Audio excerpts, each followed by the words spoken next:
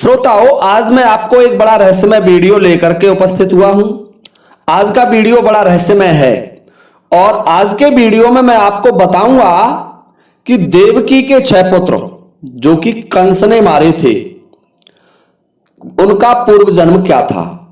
क्या कारण था कि वो जन्म लेते ही आतताई दुष्ट कंस के हाथों मारे गए। क्या कर्म था उनका, क्या थे वो पूर्व जन्म में।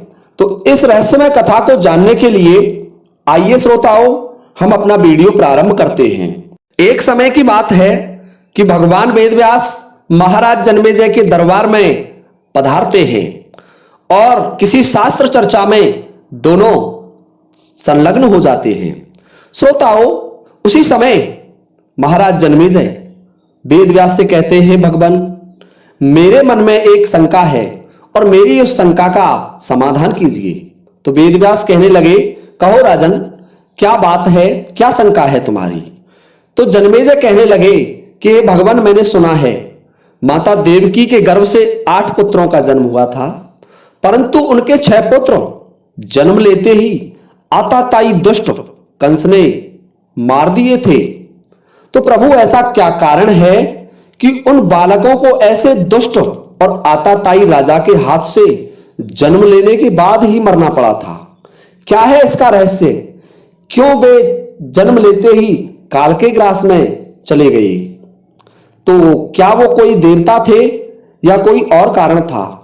और उनकी मृत्यु के लिए स्वयं देव ऋषि नारद ने कंस को प्रेरणा दी थी, जबकि देव ऋषि नारद तो हमेशा देवताओं का भला करते हैं। तो इस जघन्य अपराध के लिए उन्होंने कंस को क्यों उकसाया, जबकि आपको ज्ञात होगा कि कंस ने प्रारंभिक जो बालक पैदा हुआ था, देवकी के गर्भ से पहला पुत्र पैदा हुआ था, उस पुत्र को तो उन्होंने वापस लौटा दिया था और यह कह दिया था कि मेरे मारने वाला तो देवकी का 8वां पुत्र होगा, मुझे इस पुत्र से कोई लेना देना नहीं है। तो हे वसुदेव, मैं तुम्हारी वफादारी से, तुम्हारी ईमानदारी से प्रसन्न हूं और तुम इस बालक को ले जाइए और आराम से पालन पोषण कीजिए। परंतु जब नारद ने यह देखा तो नारद स्वयं कंस की सभा में उपस्थित हुए और कंस को उकसाया कि आप एक भी पुत्र को जीवित नहीं छोड़ें। तो हे भगवान, ऐसा क्या कारण था कि स्वयं देव ऋषि नारद ने कंस को इस बहुत बड़ी हत्या के लिए उकसाया था, जबकि नारद जैसा ब्रह्मज्ञानी, देव हितकारी और ईश्वर भक्त कोई दूसरा इस संसार में नहीं है। तो यह बात सुनकर के भगवान वेदव्यास कहने लगे, हे राजन, आपने बिल्कुल सही कहा कि देव ऋषि नारद एक महान सत्यवादी और देवताओं के कार्य करने में हमेशा तत्पर रहते हैं। परंतु आप ध्यान से सुनिए कि वे 6 बालक जो देवकी के गर्भ से पैदा हुए थे, उनको एक साप था, वो शापित देवता थे और उस साप के कारण उनकी मृत्यु निश्चित थी। तो इस पर जन्मेजय कहने लगे कि हे भगवान, मुझे बताइए कि वो कौन देवता थे और किस कारण से उनकी मृत्यु हुई और किसका साप था उन्हें। तो भगवान वेदव्यास कहने लगे कि हे जन्मेजय, स्वयंभू मनवंतर की बात है। उस मनवंतर में ये 6 बालक शतगर्भ नामक देवता थे और इनका जन्म मरीचि के यहां हुआ था। मरीचि की पत्नी थी ऊर्णा और ऊर्णा नामक पत्नी की गर्भ से इन 6 देवताओं का जन्म हुआ था। ये बड़े प्रकांड विद्वान थे और ईश्वर भक्त और धर्म परायण भी थे। एक समय की बात है, किसी सभा में ये ब्रह्मदेव को, परमपिता ब्रह्मा को देख करके हंस गए थे। तो परमपिता ब्रह्मा ने क्रोधित होकर के इन्हें शाप दे दिया कि दुष्ट बालकों, तुम इस लोक में रहने के योग्य नहीं है, इसलिए तुम इसी समय दैत्य हो जाइए। हे श्रोताओं, ब्रह्मदेव के शाप के कारण वे 6 शतगर्भ नामक देवता मृत्यु लोक में आ गए और उनका पहला जन्म कालनेमी राक्षस के यहां हुआ।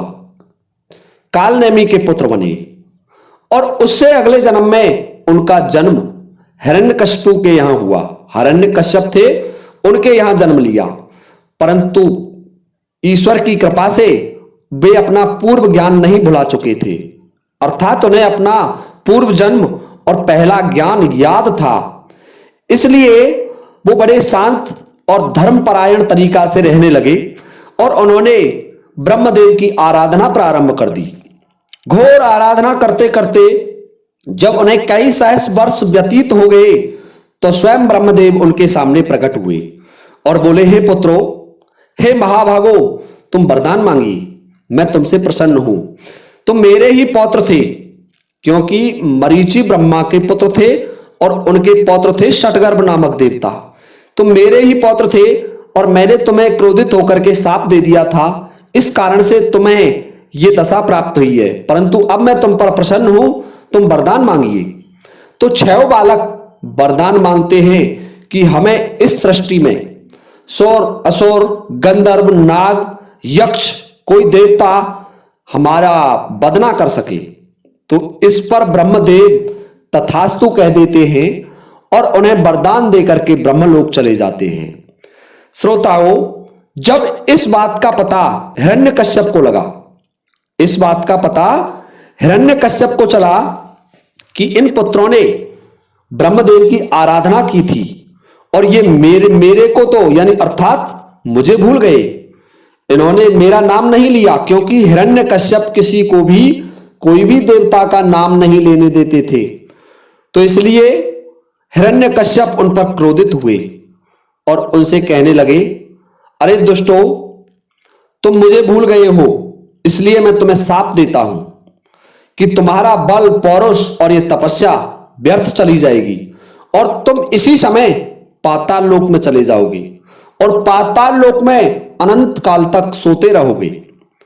और जब तुम्हारा ये शरीर छूटेगा तो तुम्हें बारी बारी से देवकी के गर्भ से जन्म लेना पड़ेगा। जी हां श्रोताओ, ये हिरण्यकश्यप ने शतगर्भ नामक दैत्यों को शाप दिया था और जो तुम्हारे पूर्व पिता कालनेमी थे वो भी उस समय कंस बनकर के अवतरित होंगे और तुम उस अपने पिता कालनेमी के हाथों से ही मृत्यु को प्राप्त होगी।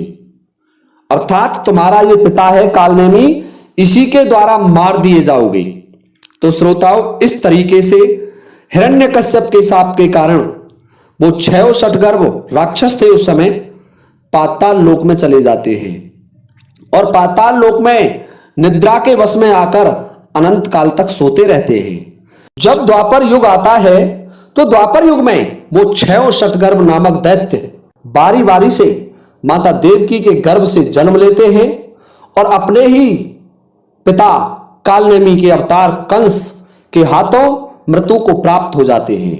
माता देवकी के उदर से जन्म लेने के कारण वो मोक्ष को प्राप्त हो जाते हैं। तो इस तरीके से हे राजन, वो 6 शतगर्भ नामक देवता अपनी मूल योनि को प्राप्त हो गए, अर्थात देव योनि को प्राप्त हो गए।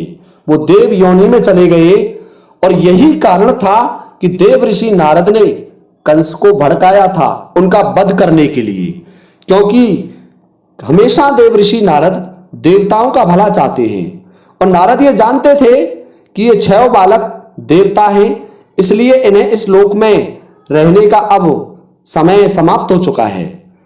श्रोताओं, जो 7वें पुत्र हुए थे माता देवकी के, भगवान अनंत शेषनाग हुए थे और 5 महीने के बाद गर्भ क्षीण होने की वजह से उनको माता रोहिणी के गर्भ में स्थापित कर दिया था।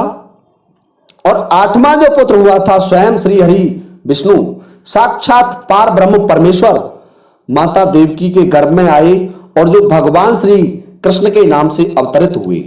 तो इस तरीके से हे राजन 8 पुत्र देवकी के हुए थे, जिनमें से पहले 6 पुत्र जो मृत्यु को प्राप्त हुए थे शतगर्भ नामक देवता थे। तो श्रोताओं, उम्मीद करता हूं मैं कि वीडियो आपको पसंद आया होगा।